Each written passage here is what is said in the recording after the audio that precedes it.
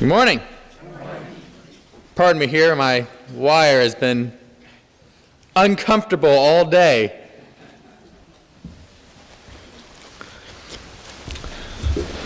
This week's sermon changed last night around 10:30. I apologize, there's no PowerPoint, but when it's that late, I'm not making your PowerPoint, sorry. This week's sermon will be next week, but I felt that this needed to be talked about first. I make it clear that everything that I'm about to say applies first to myself before it applies to anyone else. Everything I say, I'm basically preaching to myself today. You just happen to be here to hear it. But our world, our culture, our society puts basically one thing over almost everything else. And so we have to talk about this in relation to the gospel, what it means, what it looks like, how it affects our lives and our walk with Christ. And so today we're going to be talking about the gospel and comfort. Now I'm going to use a very specific definition of comfort. We are not speaking about, in this particular situation, about the spiritual comfort that comes from saved, from being carried through difficulty. That's not what we're talking about here today. When we speak about comfort today in this particular situation, we're speaking about comfort as the desire to be comfortable. The desire to not deal with or have to handle hardship, difficulty, or anything strenuous. This is what we're talking about today when we talk about comfort. And we will spend all of our time today in Hebrews chapter 11. In the first few verses, the writer talks about faith. That is, it is the assurance of things hoped for, the conviction of things unseen, that it is by faith that the people of old received their commendation. He talks about how it is by faith that we understand that the universe was created by the Word of God, so that what is seen was not made out of things that are visible. But after this, he goes into a catalog of what we know as the heroes of faith. And there's something I noticed as I've read this over and over and over. You might know by now if you read the bulletin, this is basically my favorite chapter. These are my favorite chapters in the Bible. But reading this over and over and over, there's one thing that you realize that none of these people had in general, and that was comfort.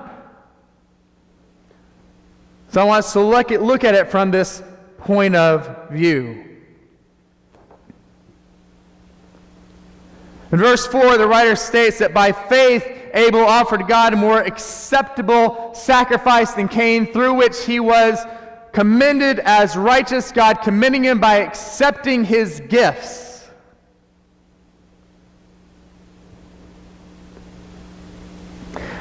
And through his faith, though he died, he still speaks. He says that by faith, Enoch was taken so that he should not see death, and was not found because God had taken him. But before he was taken, he was commended as one who pleased God. But without faith it is impossible to please him, because all who draw near to God must first believe that he exists, and that he rewards those who seek him. He goes on to talk about Noah. And now he, by faith, built an ark for the saving of his household, by which he condemned the world and became an heir to the righteousness that comes by faith. And looking at these, I want to ask, where's the comfort? Abel died. right? He straight up died, right? He was straight up murdered. Enoch walked with God, and then God took him. He left everyone and everything behind. Noah had to spend time building a boat before there had ever been rain on the earth. And he was how old when he started this project? Older than most of us here?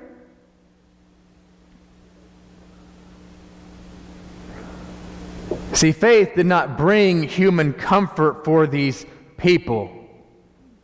Instead, it brought human hardship and pain. But that hardship and pain brought a spiritual life and peace that they could only achieve by that discomfort, by that work.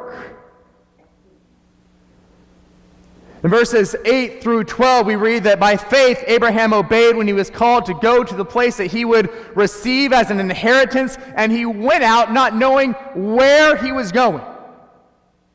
He dwelt in the land of promise as in a foreign land, living in tents with Isaac and Jacob, heirs with him of the same promise.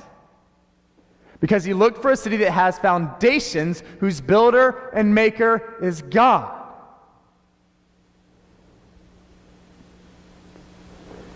We read that by faith Sarah herself received power to conceive, even though she was past the age, because she judged him who promised as faithful. Therefore by one man, and him as good as dead, came as many descendants as the stars of heaven and as innumerable as the sands by the seashore. And tell me where the comfort in that is. Abraham left his old life. When we say left his old life, understand that the place where he left was the technological metropolis of his day. And he leaves this behind to go live as a foreigner in some place he's never been. And then as an old man, as a 100-year-old man, begins to raise a child. Where's the comfort? Where's the ease in that life? Abraham, Isaac, Jacob all live outside and away from the comforts of this world. Sarah bore a child. That's probably a 90-something-year-old woman? Without painkillers? Show of hands, ladies, who wants to do this? No hands? Okay. It was not a life of comfort. You want to chase... Okay. Anyone over the age of 80, would you like to chase Liam around for the day? No hand? Okay, we have one ear. We have Abraham right here.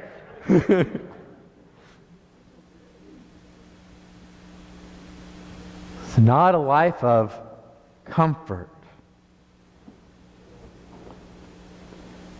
And yet, in verse 13, the writer goes on to say, these all died in faith, not having received the promises, but having seen and greeted them from far away, acknowledged that they are pilgrims and exiles on the earth.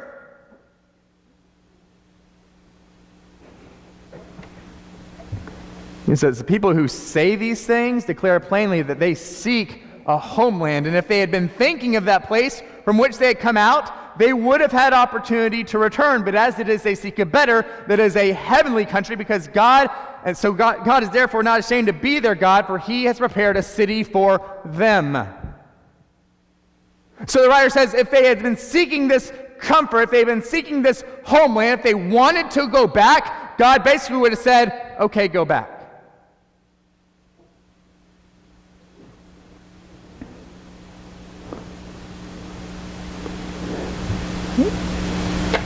And they never even saw the promises of God come to fruition. That's the kicker here.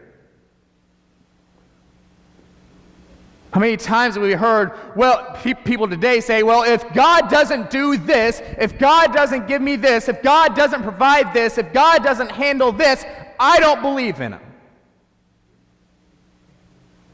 That's one of the main arguments, right? God didn't provide for me. God didn't stop that. God allowed this to happen, so I don't believe in God. But you can't hold him hostage. And Abel, Enoch, Noah, Abraham, Isaac, Jacob all showed this. They didn't even get the promises. Abraham got a son. But all the rest, he did not see in his life. He looked forward to something better, something bigger.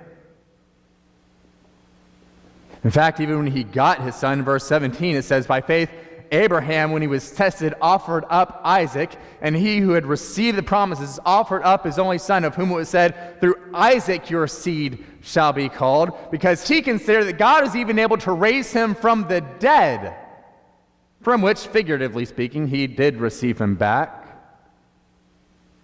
The writer says that Isaac, by faith, invoked future blessings on Jacob and Esau, and that Jacob, when he was dying, blessed each of the sons of Joseph, bowing in worship over the head of his staff, and that Joseph, at the end of his life, made mention of the exodus of the Israelites and gave instructions concerning his bones.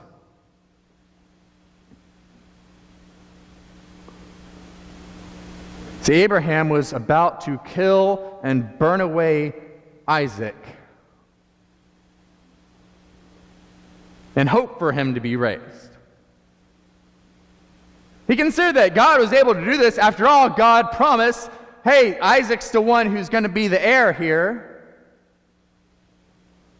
But nowhere when God tests them does God say, hey, and if you kill him, don't worry, I'll bring him back. God doesn't say that.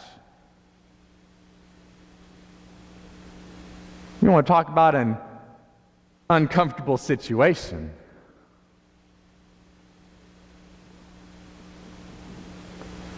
Blessings, promises, and instructions were all given with no guarantees here.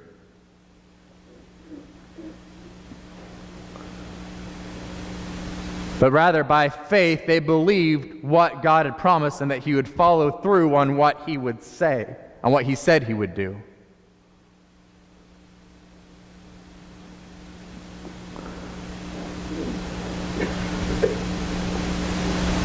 And then as Israel is slaves in Egypt,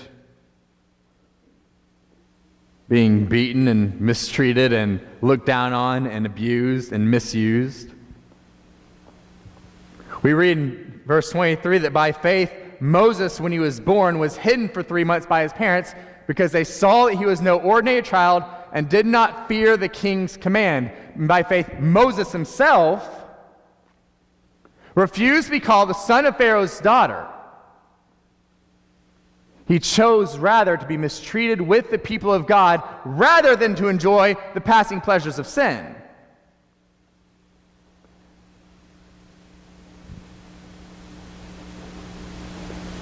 Because he considered the reproach of Christ greater wealth than the treasures of Egypt, for he was looking forward to the reward. It says, by faith he left Egypt, not fearing the king's command, and he endured because he saw him who is invisible. By faith he kept the Passover and the sprinkling of blood so that the destroyer of the firstborn would not touch the firstborn of Israel. Moses could have had the comfort. He could have had the peace. He had everything he needed. Son of Pharaoh's daughter. All the wealth, tons of influence, but probably not a lot of responsibility. You want to talk about comfort. And yet, in that, he rejected it. Chose to be mistreated, chose to go out into the wilderness, chose to come back when God told him to come back. Talk about an uncomfortable family reunion. Hey guys, I'm back. Let the slaves go or we'll destroy your nation. This is his home. This is his homeland. Very likely his friends and people he considered family for a long time who he's telling this to. This is not comfort.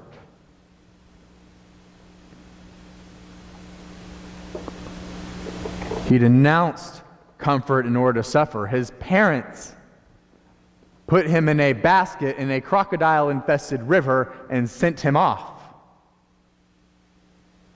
I don't let my kids get on a boat without a life jacket. I'm not putting them in the Nile River.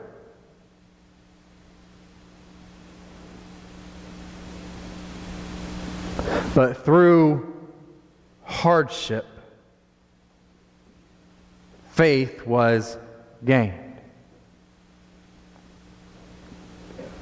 Verses 29 through 31, we read that by faith the people of Israel passed through the Red Sea, but when the Egyptians tried to do so, they were drowned. We read that by faith the walls of Jericho fell down after they had been encircled for 7 days, and that by faith Rahab the prostitute was not destroyed with those who were disobedient, because she gave a friendly welcome to the spies. And none of these can happen in the presence of comfort.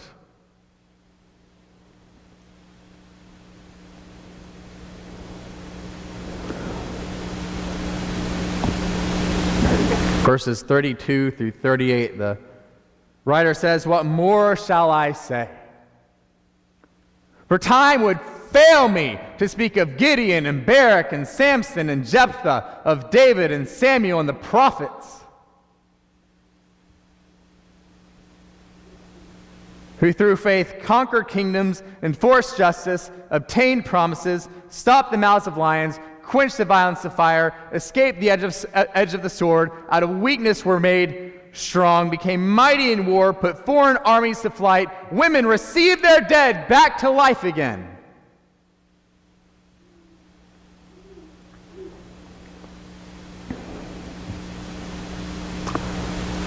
Others were tortured, refusing to accept release so they might rise again to a better life. They suffered mockings and floggings, even chains and imprisonment. They were arrested, they were stoned, they were sawn in two. They were killed with the sword. They wandered about in sheepskins and goatskins, destitute, afflicted, mistreated, of whom the world was not worthy. They wandered about in mountains and deserts and dens and caves of the earth.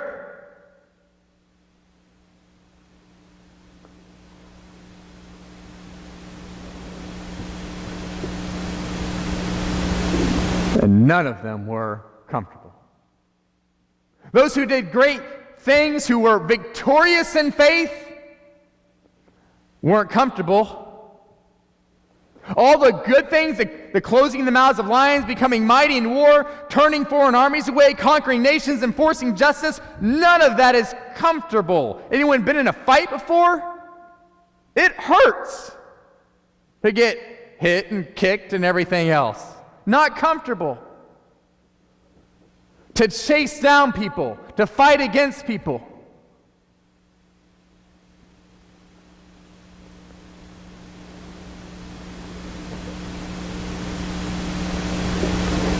Not to mention swords, death, torture, stoning, being sawn in half, and everything else.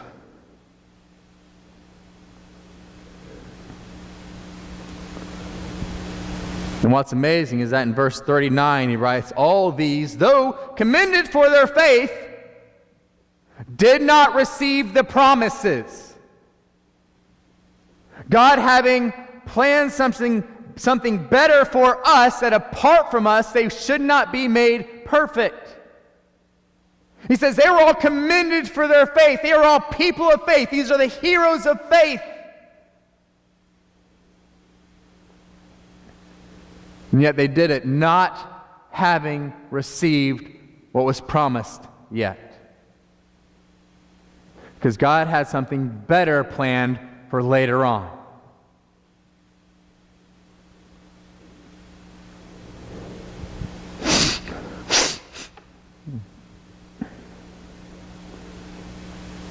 Verses 1 through 6 of chapter 12.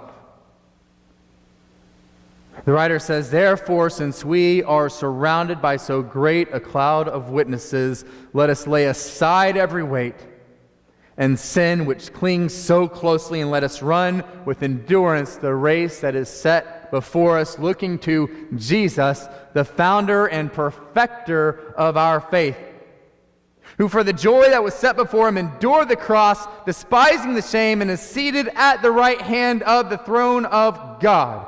Consider him who endured from sinners such hostility against himself, so that you may not grow weary or faint-hearted in your struggle against sin. You've not yet resisted to the point of shedding your blood. And have you forgotten the exhortation which addresses you as sons? My son, do not regard lightly the discipline of the Lord, nor be weary when reproved by him. For the Lord disciplines the one he loves and chastises every son whom he receives." This is the call of the Christian, to lay aside every weight, to lay aside every sin, and run the race, and comfort is the enemy of it.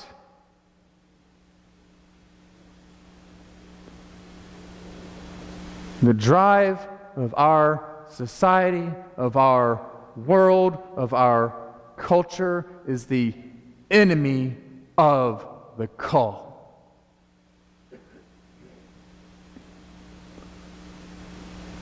Start it tomorrow. Watch another show. Install this in your home so you no longer have to think about it. Gain these gadgets to make your life easier. Spend more, please, so you can do less.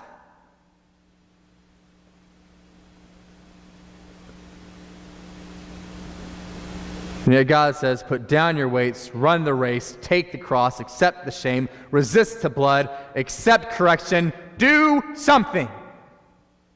Because the hour is late, the time is near, and our God is a consuming fire, as he says at the end of the book.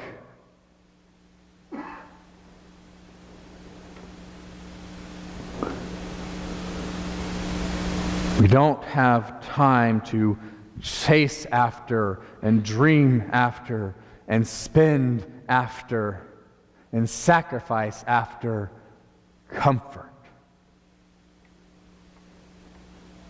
Now, God can and does bring comfort to those in need, but comfort in this life is never the goal. It is never the focus, because growth cannot happen in comfort. We weren't made for comfort. The human body, the human mind was not made for comfort. What happens when we don't use our body, when we let our body lie in comfort for an extended amount of time?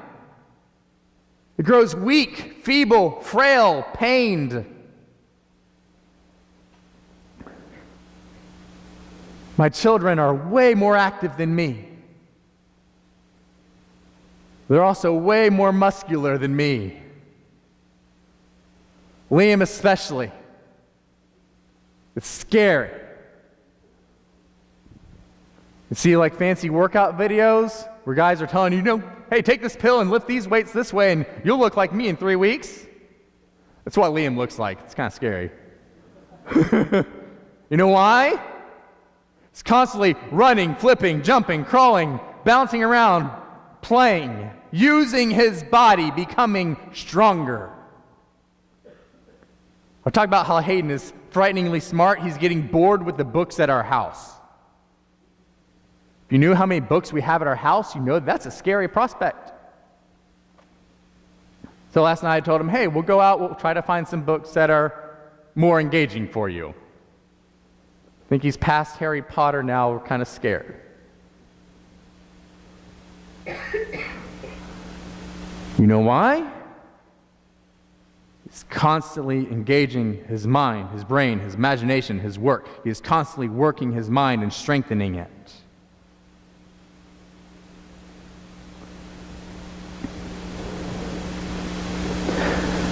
We know that comfort is the enemy of growth. We know this intrinsically. That's why we're always saying, well, I need to go work out now. I need to start eating better. I need to study something to get my mind going again. We say these things. We know that comfort is the enemy of growth. Not only physically, not only mentally, but especially spiritually. And if we lie in physical, mental, spiritual comfort, we will atrophy and die.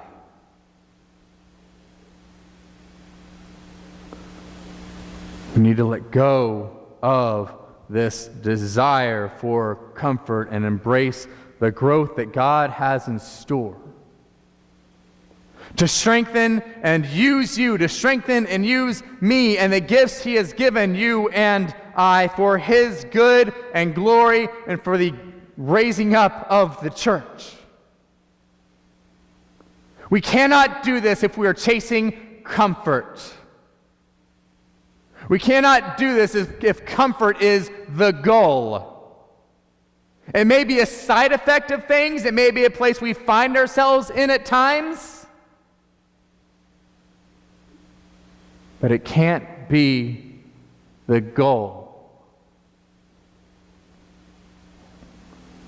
And I pray for us sitting here that it is not. Because if it is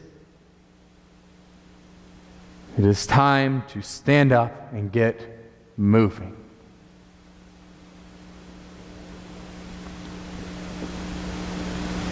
Like I said at the beginning, this is first and foremost all being said to me because I love me some comfortable situations. I love me some comfortable situations.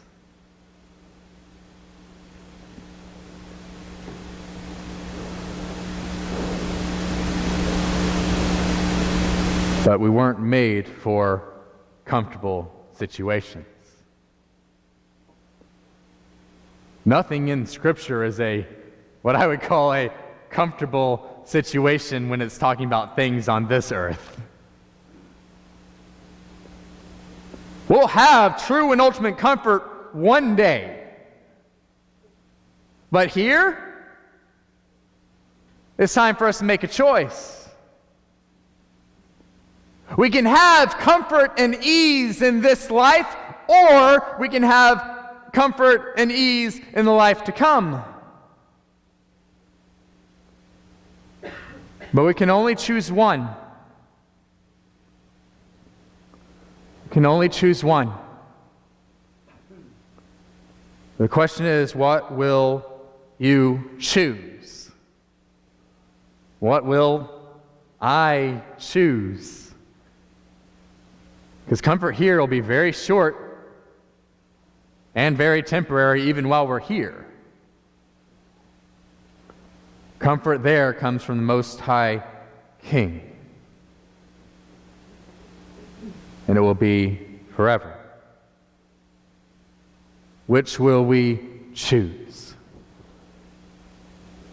Don't wait and say, I'll do it Monday. I'll do it at the end of summer. I'll do it when the children go back to school. I'll do it at New Year. Whenever you set an arbitrary timeline like that, it's so easy to just move it on down.